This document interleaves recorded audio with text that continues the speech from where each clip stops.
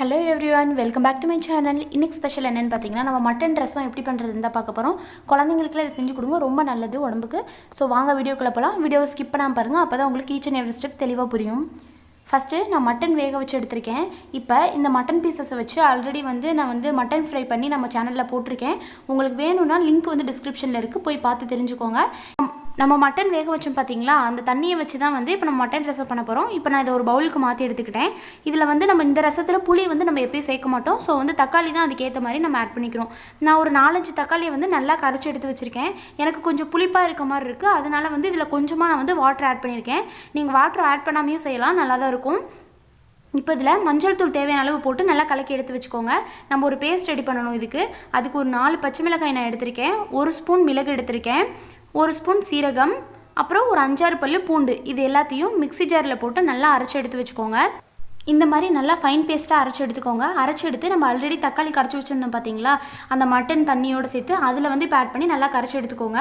இப்போ இதில் உப்பு தேவையான அளவு ஆட் பண்ணிக்கோங்க. நீங்கள் கரைச்சி டேஸ்ட் பண்ணி பார்த்துக்கோங்க. பார்த்தீங்கனாலே உங்களுக்கு உப்பு போதுமா இல்லை தேவையா அப்படின்னு நல்லா தெரியும். ஸோ அதுக்கேற்ற மாதிரி உப்பு ஆட் பண்ணி நல்லா இன்னும் கரைச்சி விடுங்க. தக்காளி இன்னும் நல்லா கரையாமல் இருந்துச்சுன்னா நல்லா இந்த மாதிரி பிசைஞ்சு விட்டு கரைச்சி விட்டிங்கன்னா தக்காளி நல்லா கரைஞ்சி வந்துடும்.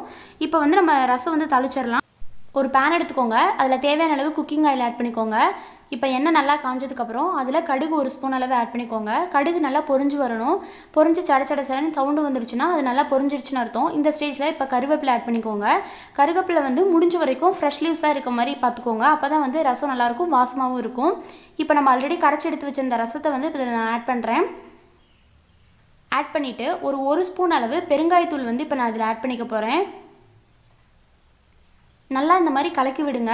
நம்ம நார்மலாக மிளகு ரசம் வைக்கிறதுல புளி சேர்ப்போம். இப்போ இந்த மட்டன் ரசத்தில் எந்த ஒரு புளியுமே நம்ம சேர்க்கல. ஃபுல் அண்ட் ஃபுல் எல்லாமே தக்காளி, அதுதான் நம்ம புளிப்புக்காக சேர்த்துருக்கோம்.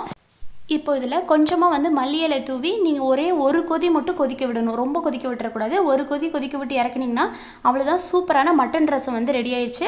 உங்களுக்கு இந்த ரசம் பிடிச்சிருந்துச்சுன்னா நீங்களும் உங்கள் வீட்டில் செஞ்சு பார்த்து எப்படி இருக்குன்னு சொல்லி கமெண்ட் செக்ஷனில் கமெண்ட் பண்ணுங்கள்.